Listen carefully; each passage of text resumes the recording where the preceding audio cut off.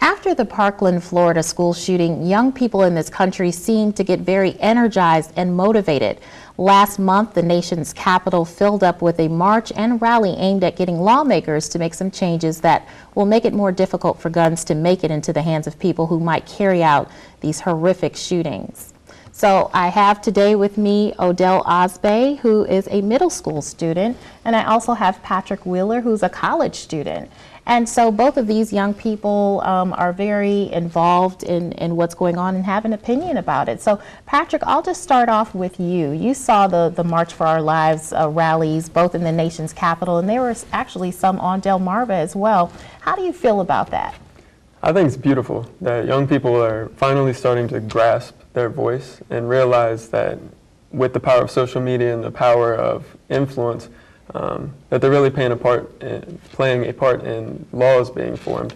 And especially with the groups that I mentor, and I work at the Garland Hayward Youth Center. I work with 4th and 5th graders all the time, and I like to talk to them about just the influence that they have and don't realize that they have, and that their voice is important. So I have them do writing prompts, and we talk a lot about controversial topics just so that they can understand that it's appropriate for them to have an opinion.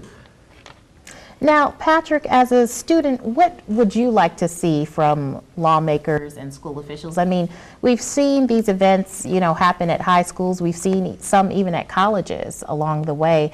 What kind of change would you like to see in terms of your safety while you're in school? Honestly, I think that we really need to, we've taken a really strong step forward as far as getting rid of the bump stocks. And I know that Dick's Sporting Goods has made a jump in raising the age from 18 to 21 to buy rifles. But there's more to be done. So I would like to see that continued as we move forward, that we start to put stricter laws on the ability to purchase weapons. Because there's no reason. And so it's not one of those intricate questions. It's more of what's more important, children's lives or owning a gun that is automatic. I think that it's really simple. It's a really simple answer. We just have to continue the good fight. Thanks.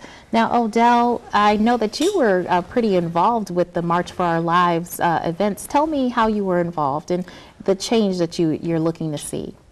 Well, as a student, I'm on social media and a lot of different newscasts a lot. I like to see the different things going on around the world. And I noticed that a lot of the students from the Parkland shooting were standing up and speaking their mind. And so I had my own opinions about gun control.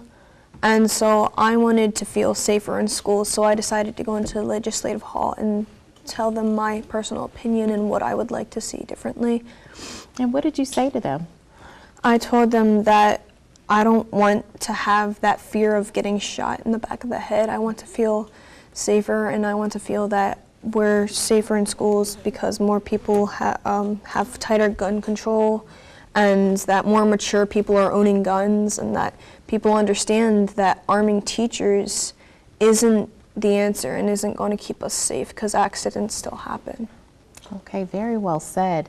So I have another question for you both. Is there something that you think that school officials and law enforcement are doing where they're kind of dropping the ball on this issue? It's kind of, we don't want to look too far into the past and pay attention to where we have dropped the ball. We have to look towards the future. And school officials are doing a great job preparing students for college and also making sure that the graduation rates are growing. But like the superintendent said earlier, we have to focus on mental health. And a lot of times teachers are overwhelmed with high class ratios, and it's hard to be attentive to the students. They came into that job position being trained to pay attention to students, and they come into classes of 30, 32, 34 people. And it's hard to, get to know your students. And I think that that's something that she said that really resonated with me, was that that is just so important.